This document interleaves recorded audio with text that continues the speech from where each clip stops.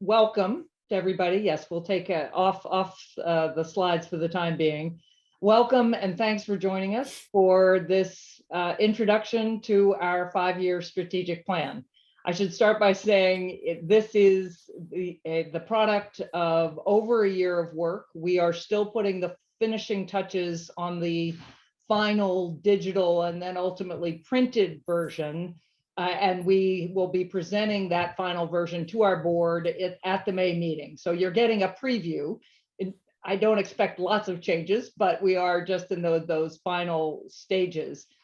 And I have to start by saying that for many years, I've talked about the accelerating pace of change. And I've said this is an era in which you can no longer predict and plan. You have to adapt and respond. There's no question that's true in the sense that if you think you can map out how the world's going to go and then develop a plan in response to that, you can't do that. At the same time, the process of planning and of setting a course and checking where you ideally want to go in terms of the world you want to see has been an extremely valuable process. It is the first time New America has undertaken a strategic plan, at least since I've been here. And it wouldn't have happened without Paul Butler, our president and chief transformation officer. Paul arrived a year ago, February, so it's been 14 months. And when he asked me what my priorities were for him in his new job, I said, well, the top two are the equity transformation and the strategic plan. And he has really driven this process in a wonderful way. He and I are going to give you a kind of 10-minute, very high-level overview, and then we'll turn to a conversation with Melody Frierson and Paul and Cecilia, and I'll chime in as necessary or as the spirit moves, and then we'll take all of your questions. But I will start by just saying, as Paul's going to tell you, we have been guided through this entire strategic plan by the keen awareness of the country we are becoming, that we are becoming a new America. In some sense, we always are, but that by 2026, the 250th anniversary of the signing of the Declaration of Independence, we will be a plurality nation. There will be no white majority for all Americans under 30. And of course, by 2040, somewhere in the 2040s, that will be true for the whole nation. So we are New America. We are very conscious of what that means for the New America. And with that, I'm going to flip to our presentation and let Paul begin. And welcome to everyone. Thank you so much, Anne Marie. Before we jump into the presentation, I just want to do some quick introductions. So again, thank you, Anne Marie. And also thank you to our entire development team and to Narmada and Jason from our event and production teams here at New America for making today's event possible. I am Melody Frierson. I am a project manager in the executive office here at New America. My pronouns are she, her, hers, and I will be moderating today's conversation. Before I pass things to Paul and Cecilia to introduce themselves, I just want to really quickly explain how, well, you know what, Anne-Marie actually explained how we're going to spend our time together. We'll have a presentation, a discussion, and then a much larger conversation. But the thing that I would really like for you all to keep in mind is as questions and comments come up, please feel free to drop them into chat. Or if you're not so comfortable with that, you can DM them to New America Events, and then they'll forward them to me. And we can get those questions and comments shared and get the conversation really going. So I think that is it. So now I'm just going to pass things to Cecilia and then Paul. Thank you. Hi, everybody. Just introducing myself, Cecilia Munoz. I'm a senior advisor at New America. She, her, ella pronouns. Paul. Thanks, Cecilia. As Anne Marie said, I'm Paul Butler. I'm the President and Chief Transformation Officer. And we're going to jump right in. Like Narmada, I think you're going to share screen and we will save as much time for questions.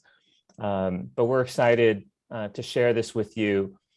As you see here, we're describing this effort as the transforming New America for the New America. This is a phrase that Anne Marie actually said to me when we were first just thinking about, where do we go and how to really approach the strategic planning process. And as she just said in her introductory comments, what we were really trying to think about is New America, the organization, in the context of the changing landscape of New America as a society and our role in the world. If we go to the next slide, I'll just outline some of the key questions that we set out to tackle at the beginning of the process. And I think that through all of our work, and including a lot of the feedback from all of our staff who have participated in this process, members of our board, as well as external thought partners. This is, I think, the culmination of work against 5 questions. The first 4 I'll talk about. The first question that we wanted to really think about was the what we're describing as the what of New America. What are the key areas of focus of our work? How do we think about that in the next 5 years, affirming what we already do, but then also creating space to think about things that could be added in the future. So that's the first question. The second question was really who? Who is the work for? Not just the audience that is receiving our work. I think that's one dimension. The second dimension is, of course, who are we hoping to impact? Who are the individuals? How do we understand their needs, going back to the what? And then third, which is not actually written on the slide, but very much a part of the work of the strategic plan, and you'll see it when we share the long form report in a few weeks, is the who of New America, the organization. How do we think about the staff? What are their needs? How do we think about equity in the context of the work and the staff? And how do we think about talent and leadership for New America in the next 5 years? The third question was the how. We set out, and this was a question that I got early on when I started, what does New America actually produce? How do we think about that? And so we're going to share with you today some of our current thinking about our capabilities. And then lastly, I'll just share a big part of this is thinking about the so what, if you will. It's what is the impact of all of this and how do we measure it? And that's a question that I think that has animated a lot of this work. We didn't initially set out to address the why, but became, I think, a central question for us. And I'm going to pass back to Anne-Marie to talk through the why of the work. Right. So next slide, please. We didn't actually start out, as Paul says, to address the why. Some of you on this call will remember when I became CEO in 2013, New America's mission statement was a page and a half. And a group of us gathered and we managed to get it down to a paragraph. And then in 2017, we spent about 5 months organization-wide redoing our mission statement and looking at our work. And we got it down, the mission statement, to a long sentence, which was renewing the promise of America by continuing the quest to hold our country to its highest ideals in an era of rapid social and technological change. And that was a good mission statement, and it covered our work, and it was something people could sign on to. I don't think it exactly animated the way people thought about their work when they got up every day, and that's maybe too much to ask for a mission from a mission statement. This time around, we did start with the what and the how, all the things that Paul just went through. But as we did keep coming back to, well, why are we doing this work? And our mission statement was renewing the promise of America. We were inspired by a book written by Roosevelt Johnson, who was a New America Fellow, who's at the Brennan Center, and he wrote a book called When the Stars Begin to Fall, Overcoming Racism and Renewing the Promise of America. So he took our tagline, the Renewing the Promise of America, but he defined that promise with a capital P. And he looked to the Declaration of Independence and he said, you know, it's really about equal rights, equal duties. He had a very specific version of the promise. we decided to do the same thing. So we looked at the Declaration of Independence, the preamble to the Constitution, and our version of the promise is adapted language, but certainly that all people are created equal, that their humanity endows them with unalienable rights, including life, liberty, and the pursuit of happiness. And critically, and I will credit Danielle Allen here, who has made a real emphasis on this, what follows that famous phrase about rights, and that their governments, the governments of people, are instituted to secure those rights in ways that will achieve their shared safety and happiness. That's a very important part of the promise of America. And then we, of course, recognize that those promises have been kept for some and definitely broken from the beginning for others, but that we are now committed to renewing, reimagining, and realizing that promise. Next slide, please.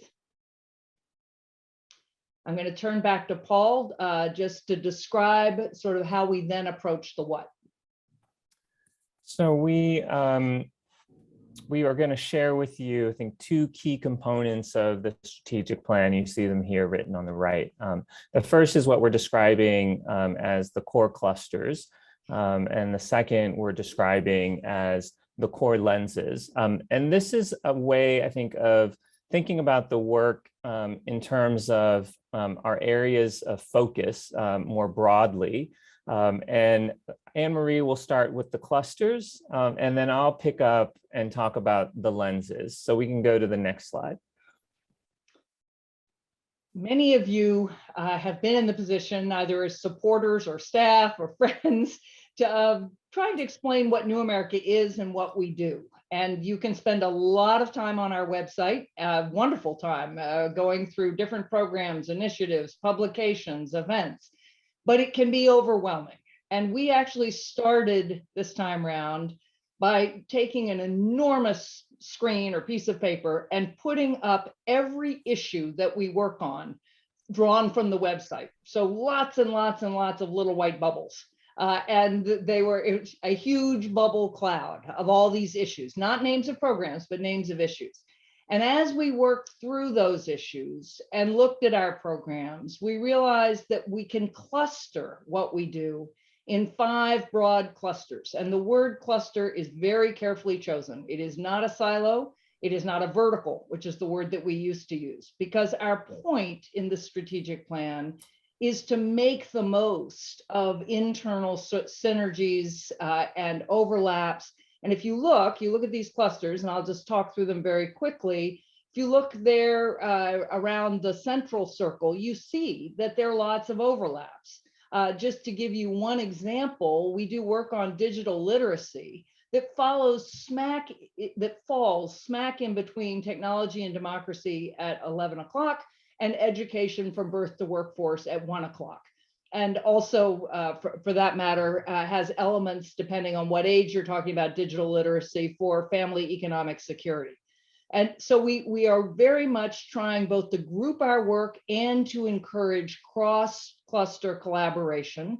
I'll also note that if you were looking at the full picture of what New America does, you'd see bubbles around that central circle that represent the internal operations, our finance and human resources and events, like the people who helped us put this on, and development. So those are also key parts of New America. But the 5 broad clusters are education from birth through workforce, and there are 6 programs at least under that. Family economic security and well-being, where we're still tweaking the final language there, but it's really the work around care, around gender equity, particularly in the home and at work. The fundamental proposition that the health and well-being of families should be a metric of economic prosperity and indeed of social health. That really the ability of individuals to care for one another is a critical measure of economic well-being and social health. Political reform and civic engagement. We have done that work. We've done that work for a long time in different ways, but since Mark Schmidt joined us in 2014 and brought together a whole lot of people who are working both on structural reforms and civic engagement, And again, some of that work, certainly through new models of policy change, also spills into what we're now calling people and planet-centered global politics. We've always done, we've had an international security program, but we have a whole bunch of different programs that are developing a new approach to global politics. And finally, and we have many different programs in this cluster as well, technology and democracy. How do we use technology as a tool to strengthen democracy and to protect individual rights in the way that we would expect any other powerful force to be held accountable and to protect individual rights. In each of these clusters, there's a vision for the work. There's a statement of what must be true to achieve that vision, and then there are areas of focus. So next slide, please. So actually, before I talk about the lenses, if we could just go back one slide, I'll share a little bit more about what you will see and tease to what you'll see in the long form. Obviously, we do, as Anne-Marie said, we work in all of these areas. There are also areas that we don't currently work in or have been adjacent to some of the work. And what you'll see in the long form report is really an expression of what Anne-Marie shared earlier in the why.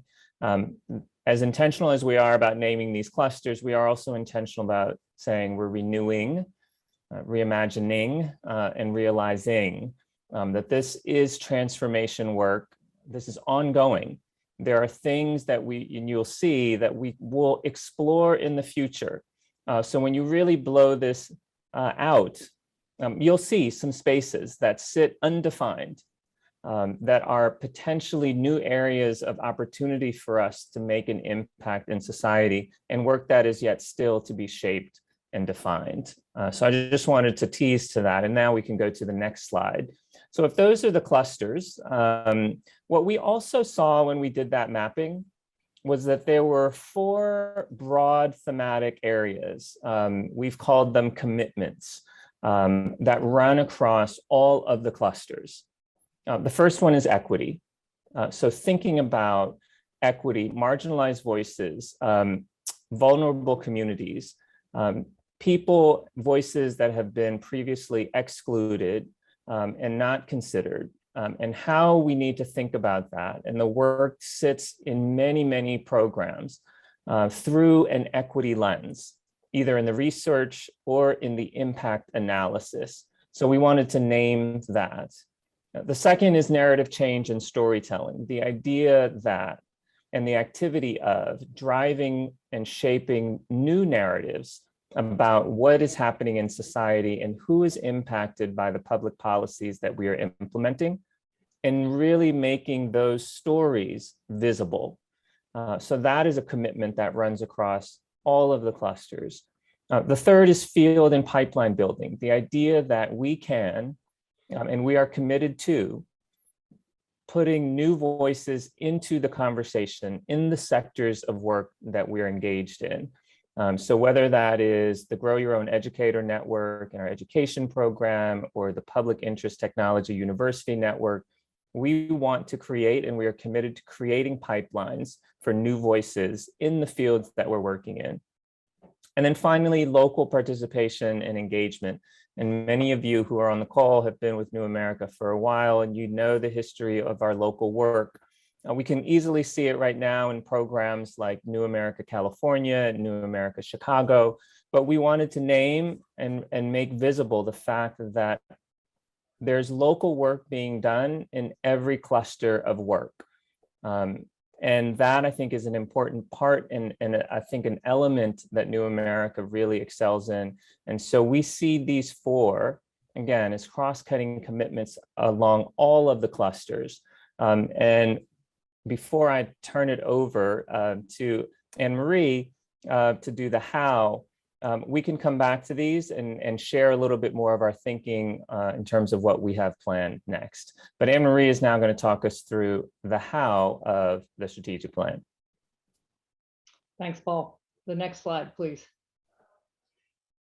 So some of you know that I've spent quite a bit of time trying to figure out how to describe New America as a think tank, a policy research institute in its formal terms, and as something more than that. And early on, Ben Scott and I wrote an article called Rethinking the Think Tank, and we talked about civic platform, civic enterprise, civic platforms, trying to get at the ways in which we do more than traditional policy research and analysis. And of course, lots of places call themselves think do tanks, a term I just don't particularly like. I don't like the idea of a tank to begin with, or a think in action tank. Paul really gave us the idea of forget the label. Let's look at what we actually do. Let's look at our core capabilities. So we have 4, and policy is certainly one that where we are very strong and will always continue to do. We believe that if you're really going to make change at scale, you have to work through government, at least in the nonprofit sector for public benefit. You will need to work with either the federal, local, state government, or international or regional institutions. So policy research, analysis, design, advocacy, always a big piece of what we do. But if you then go down, we also produce products that don't fit within the policy frame. So if you think about ranking digital rights, which is an index of ranking different tech companies and telecommunications companies in terms of how well they actually respect digital rights, individual digital rights based on international human rights. That is a very important thing that we do that is not policy, but that helps inform people. It's like a consumer reports for how these massive companies actually exercise their power and how can we hold them accountable. Or our various indexes of drone strikes or drone programs, of civilian deaths. There are lots of our programs that produce things that are very valuable to inform journalism and policy, but are not policy themselves. There are practices or processes that we develop when we work with state and local governments. There are, of course, our books and multimedia materials and films, things that are more than policy reports, although policy reports themselves can be a product. So products captures a lot of what people do, and many of our programs look at this and feel seen more than they did before. Similarly with platforms, we are not a platform ourselves. We think we want to be more of a community. We want to be an organization that is not just a place for people to be, but we provide platforms for political coalitions. So if you think about OTI's work creating or leading the coalition for net neutrality or for better access to broadband, that's providing a platform. Our platform for the Partnership to Advance Youth Apprenticeship, where we bring together lots of different actors and create that partnership. We are also a platform for other organizations. We have incubated more than 8 organizations over the time where we have existed. And for individual fellows, our National Fellows Program, which we think of as curating the voices of the new America. We don't just give them money, we actually introduce them to agents and show them how to write book proposals and connect them to podcasters. So we create platforms as part of what we do. And then finally, practice. And some of you will have seen the article that Tara McGinnis and I wrote called The New Practice of Public Problem Solving in 2019. We have a new practice lab. But actually many of our programs engage in this work. It is really focusing on people first, on the people who are at the heart of an issue, who are experiencing a problem, talking to them about what they need,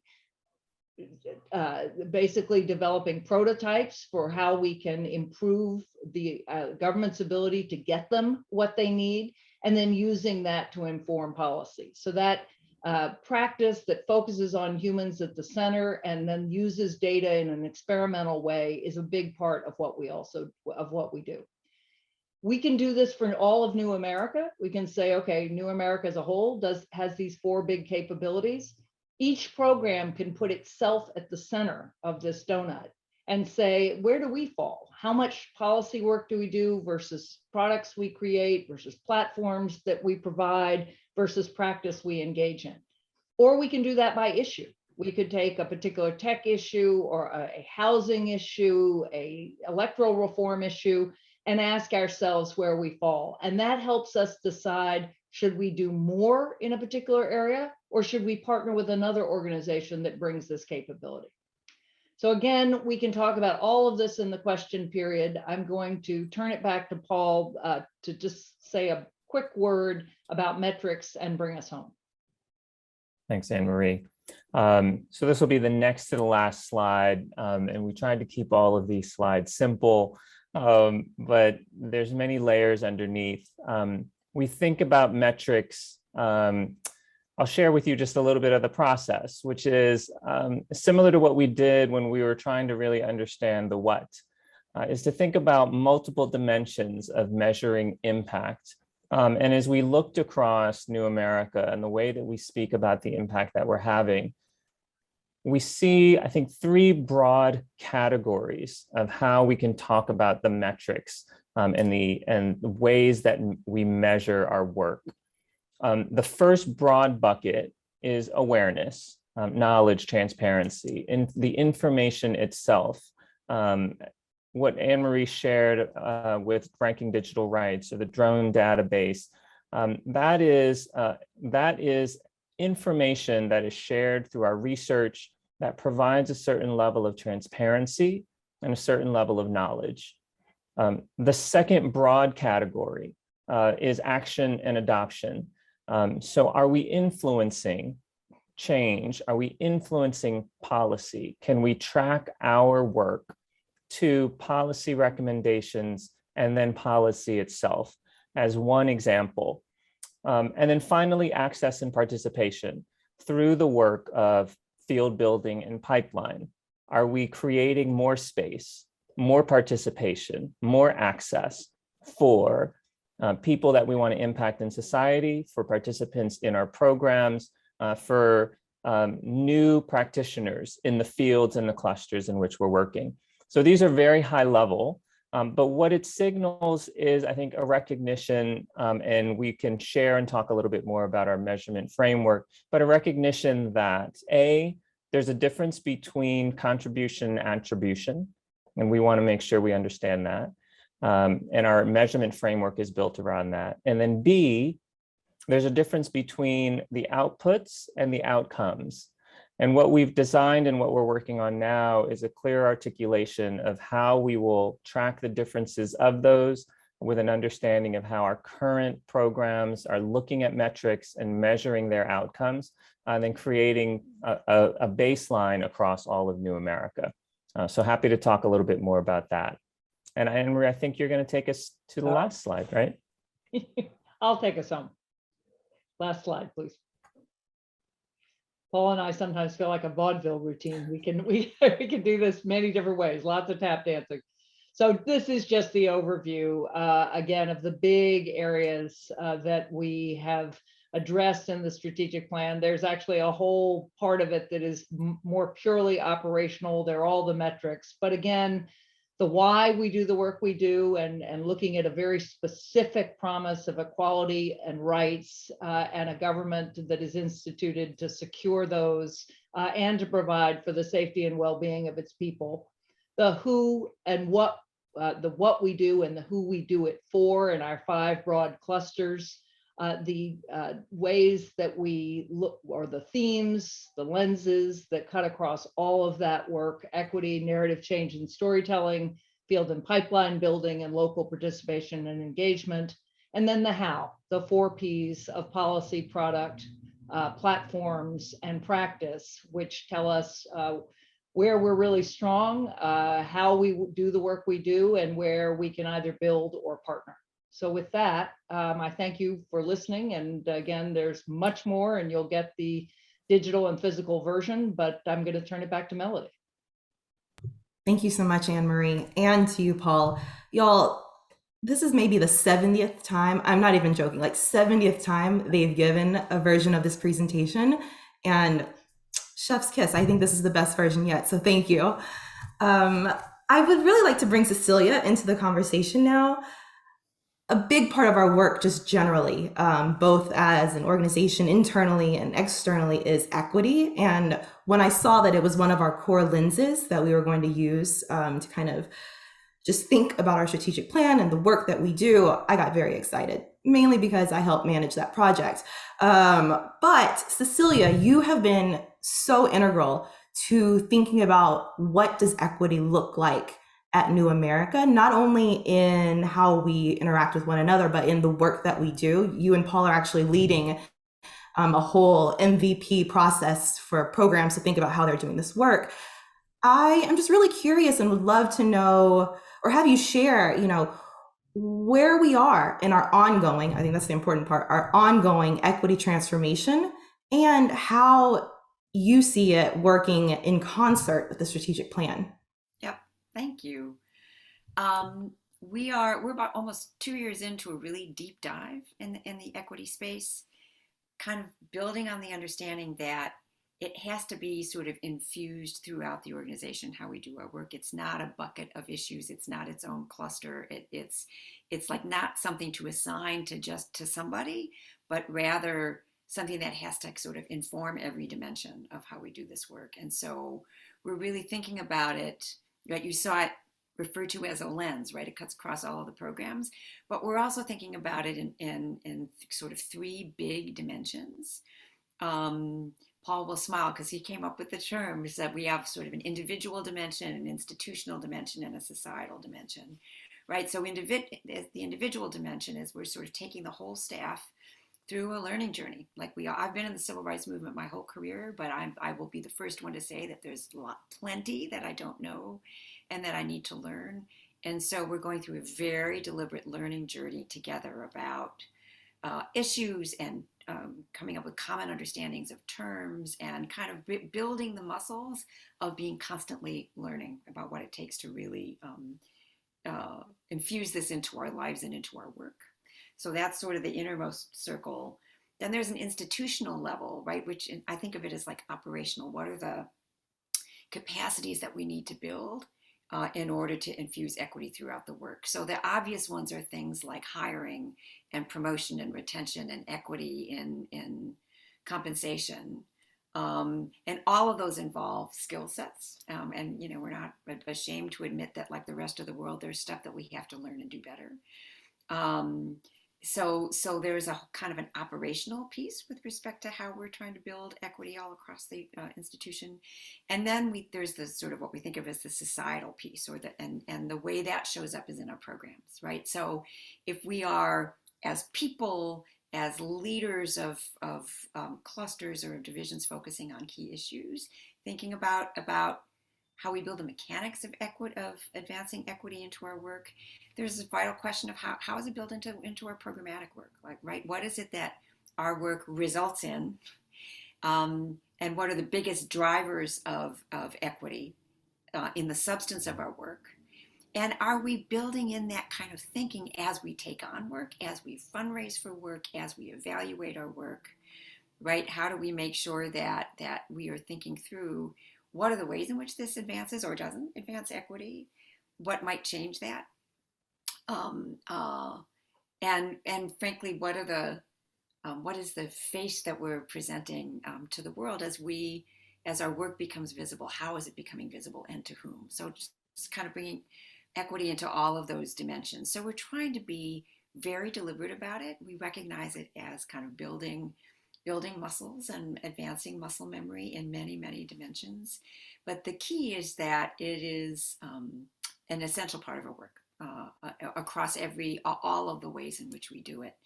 And the great news is that the team, our colleagues, are really super excited about it. That we started with a sprint that I led almost 2 years ago now in the summer. And like asking people to take on a whole huge body of work and to do it in an intensive way in a short period of time. It's not a small ask of busy people, and the enthusiasm for it it started out extraordinary and has continued to be extraordinary. So that's really the happiest news about all of that. Thank you, Cecilia. Paul, Anne Marie, if you want to jump in to talk about equity and the strategic plan, please feel free, or we can hold it. But I'll pause as our wonderful Tamara Osivimu, our consultant, likes us to do. Just pause for a moment, let the question breathe, and then we'll move forward. I'll just say one word as somebody, who felt deeply in the summer of 2020 that we should undertake this work, and indeed talked to Tyra Mariani, our former president and COO, about it. And to Cecilia, when she started it, I may be the person who's learned the most. In other words, I thought I knew what an equity transformation meant, and I didn't at all, which is maybe a testament to the way we're trying to do the work.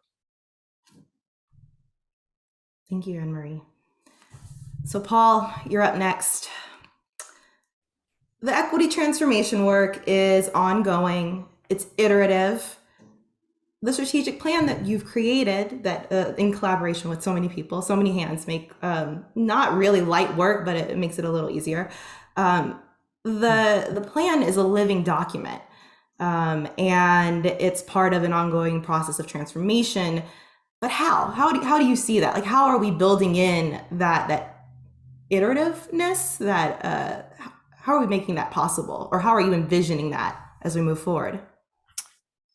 Well, that's a great question. I think I'll give you one example. I think picking up on what Anne Marie shared as the core capabilities. So how I think about what would we do with that, and why does that matter? Not just to us internally at New America, but also to all of our partners. It's not to say, and we've shared in many spaces, just thinking about policy, products, practice, and platforms. It's not to say that every program or every area needs to do all of those things. That's not the goal of the strategic plan. That's not the signal that we want to send.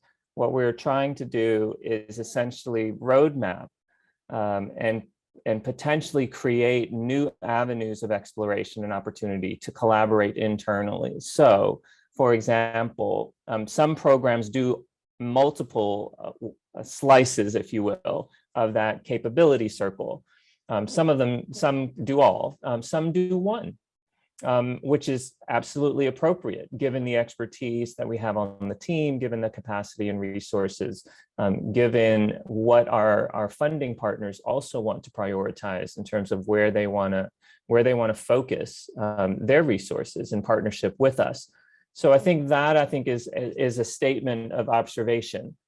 What it means, though, is that as we think about individual needs and what needs to happen and change in order to create that well-being and that vision of well-being that Anne Marie described, we have to tackle this on a number of different fronts.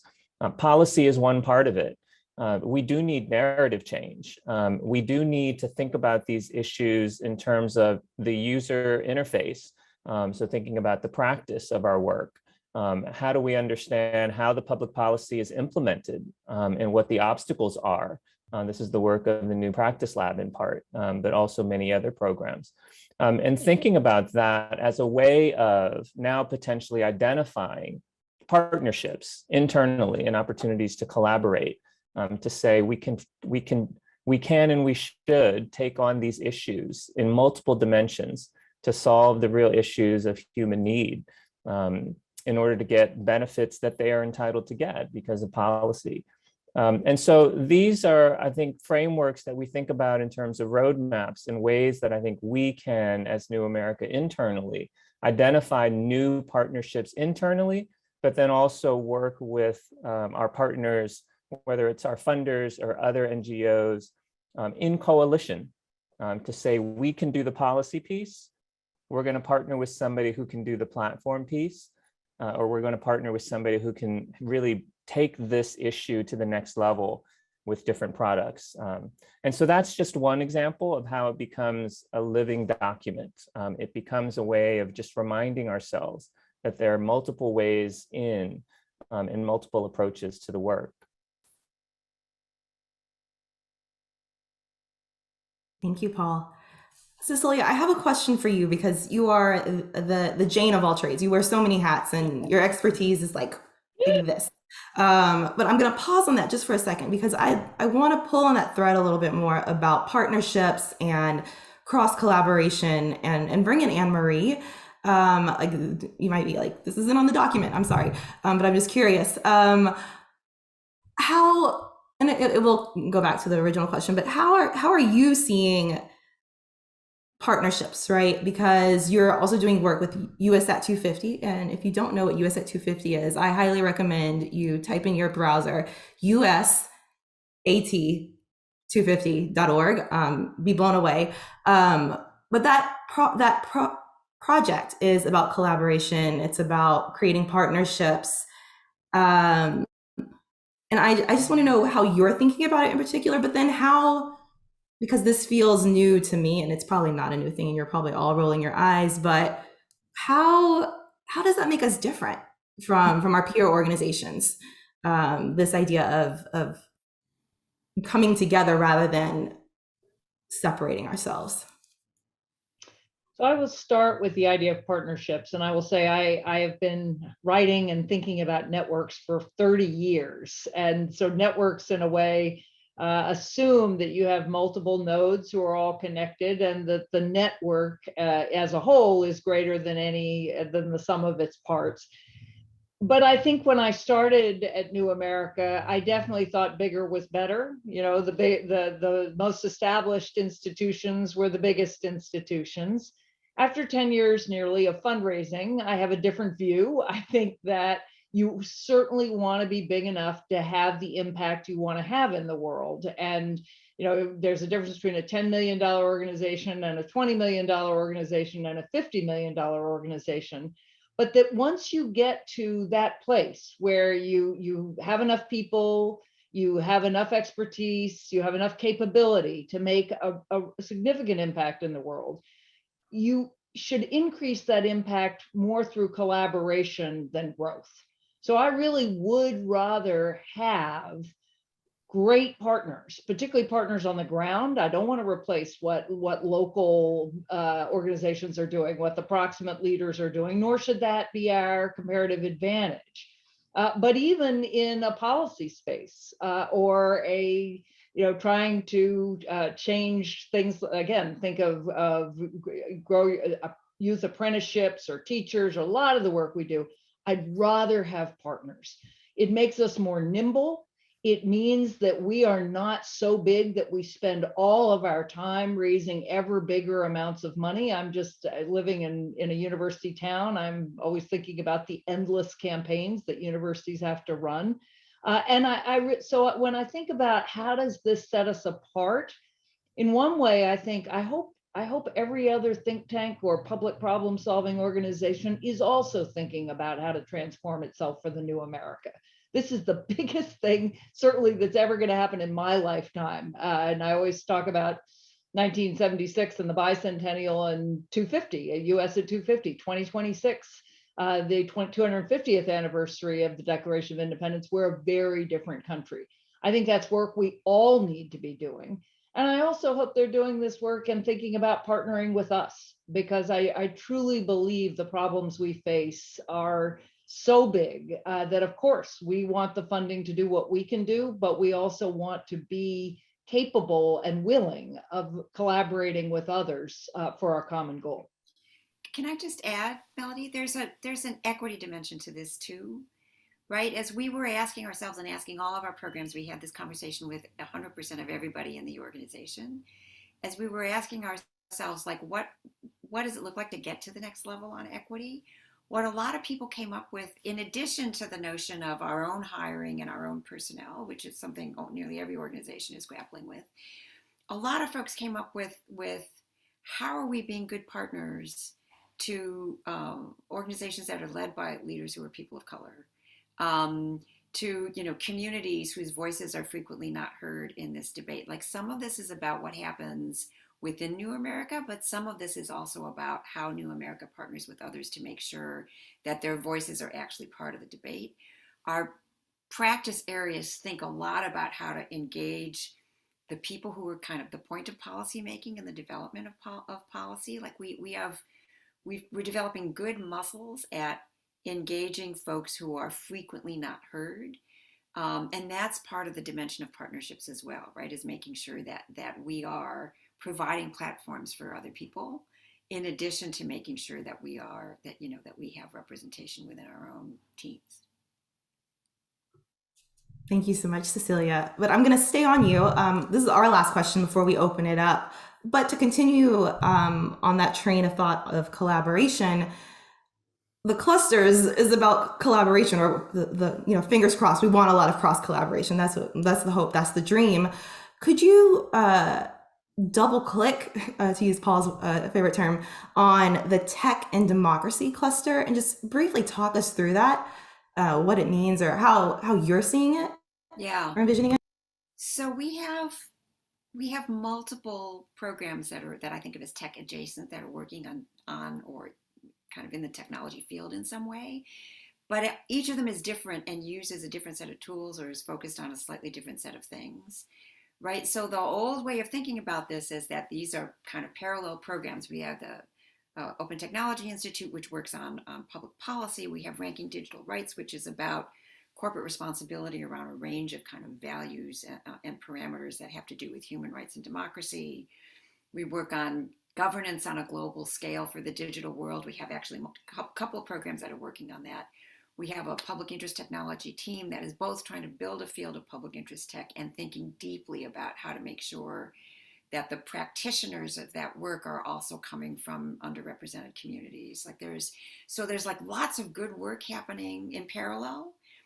But what the cluster kind of model asks of us is to think through, how do we create a whole that's greater than the sum of these parts, right? How do we leverage each other's expertise, so that, frankly, what we are offering to the world, and also to our funders, and to the country and to the planet, because some of these programs do their work globally, is how do we leverage the policy expertise, the practice work that's happening in the technological space, the connection to all of these pieces, and a broader vision for how you at a minimum prevent undermining democracy, and better yet, actually strengthen democracy.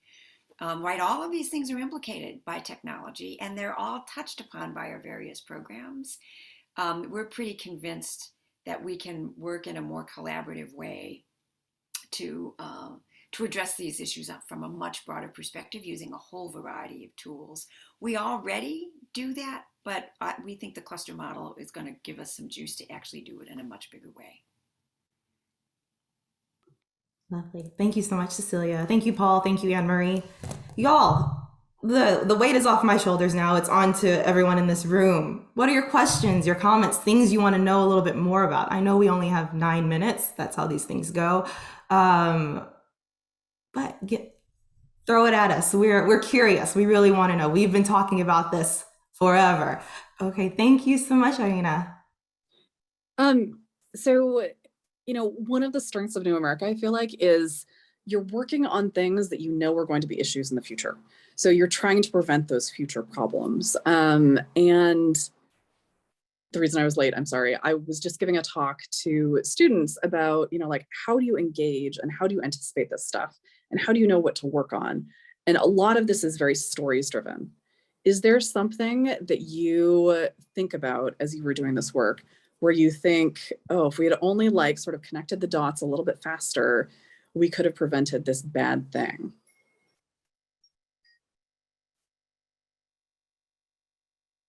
That is such an interesting question. Just because, since my head is in the technology space, I mean, in some respects, part of the hallmark of the policy work is the fact that the policy teams have been able to anticipate some of the problems that we're now facing with. And of course, you could take no joy in yeah, we knew this was going to happen. This is what we've been warning you about. This is why we need policy approaches and regulation and other kinds of things. So it's both important to do that and continue that, but also to learn from that and kind of double down on, all right, what do we see around the next set of corners, and how do we get ready for it now? As an organization, how do we get the country or the world ready for it now? And we're working in a couple of dimensions on projects with partners that are sort of recognize that the model for technological advancement is that like the private sector does a thing, and then after the thing exists in the world, we critique it. And what would the world look like if there were different tables and different rooms where the kind of civil society expertise were available to inform what the private sector does much earlier than it currently does. That's part of what the public interest tech work is about, is making sure, instead of saying to the folks who are designing the things that we're all going to be living with in 5 years, that they should get to know communities of color better so that they don't hurt them quite as much.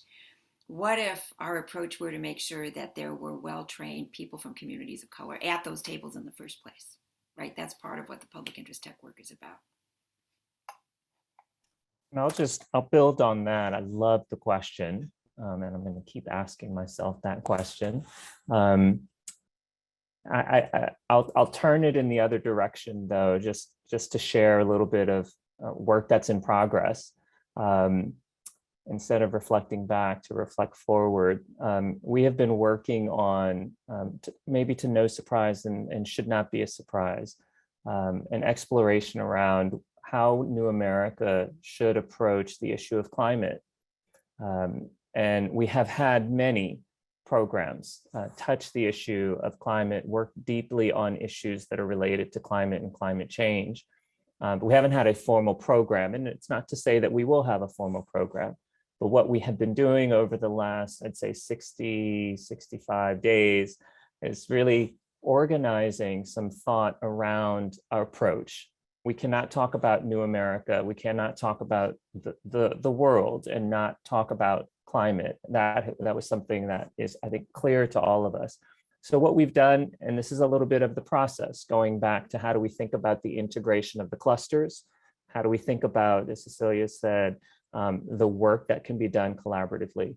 We've gathered representatives and disciplines from the future of land and housing, new models of policy change, our development team, obviously, 3 of our national fellows who have worked on these issues, to think about and to actually react to some ideas about where we as an organization can go and how we might engage with the issue. There are 4 themes that kind of came up, and some of them are adjacent. This broad notion of adaptation. So that's something that we're thinking about, and communities. And so thinking about that as an opportunity that actually builds on the things that we've already done. And this is, I think, how the strategic plan helps us do this, is to think about the work that we already have and then build forward from there. So adaptation and community taps into many of the strengths that we already have in the organization. And then secondly, equity and justice. So climate through the lens of climate justice, and then the equity lens. So those are 4 key themes that have come out. And so it's not to say, I take your question, Arinya, directly as did we kind of, as we look in the rear view mirror, is there something that we missed? This is a way of us looking forward to say we have to be committed and be thinking about these issues as they intersect with many of the clusters that we already have. Thank you. And Albert, thank you for your comment in the chat. We are relying on professionals too to help us think through scenario planning, because there is a process for it. Other questions, comments? We have time for maybe 2.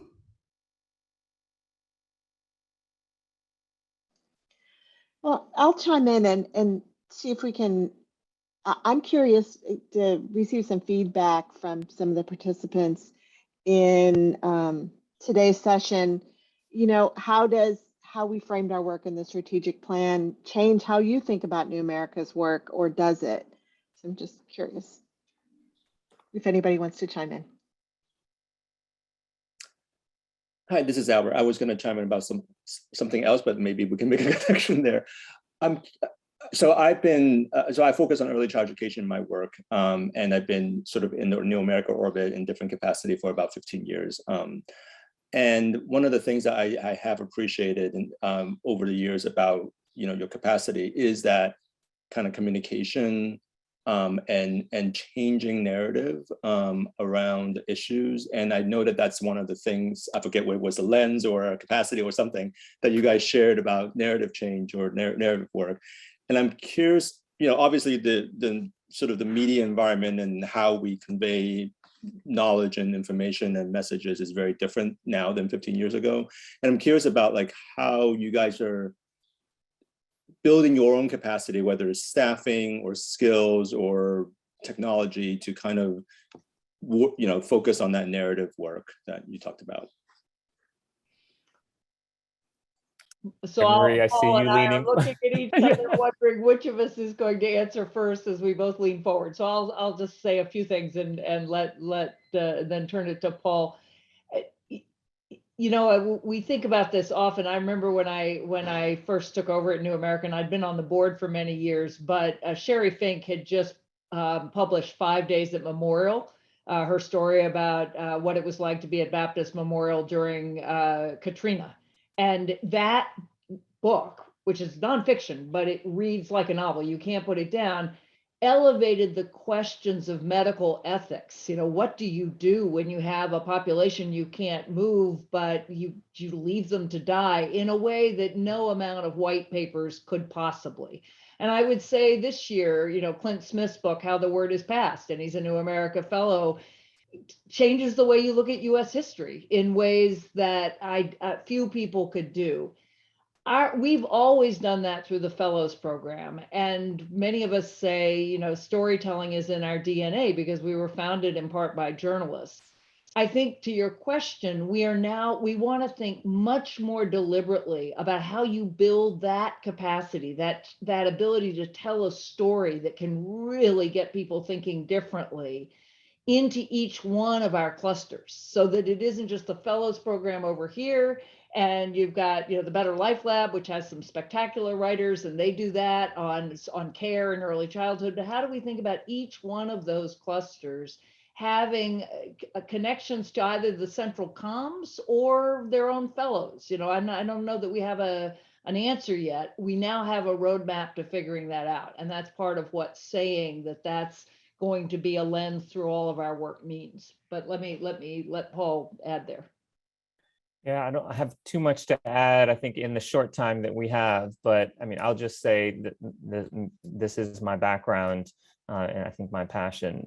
The storytelling piece of it, I think, is absolutely critical. So, we are thinking about, short form digital assets. I mean, obviously, we do a lot of long form writing, and that will continue. But short form shareable, Future of Land and Housing did some great videos with our production team that I think are as impactful as long form. But we have to be able to share the work, I think, with different audiences in order to amplify it. And I think that is one approach. So certainly thinking about the skill sets that can do that kind of production and expand on the team that we have. Jason is already on here. As Anne-Marie said, our national fellows do that work really well. A number of our teams are already creating different kinds of tools and toolkits. And I think it's that diversity that we want to think about. And then there's a whole layer of the analytics and measurement around that to make sure that we're focusing on the right things and that we're putting the resources into the kinds of assets, video or otherwise, that I think can take us forward. I know we're out of time. I'm getting the signal from our team to wrap it up. And so I just first wanted to say thank you all for joining. Obviously, this, as Anne-Marie said, this is an important time for us. And we are, sharing this with as many of our partners as we can, not only to show what we've been working on, but also to receive input and feedback and invitations to kind of do the work in different ways. So thank you. Thank Anne-Marie. Thanks Cecilia. Thank Melody, of course, for always helping us move through the conversation. Thank the entire development and production teams. We will be here. We will obviously, we'll look forward to hearing from you and look forward to hearing your thoughts outside of this meeting. So thank you all for joining and enjoy the rest of the afternoon. Thank you all, and do follow up with us, Terry and others. Thanks so much.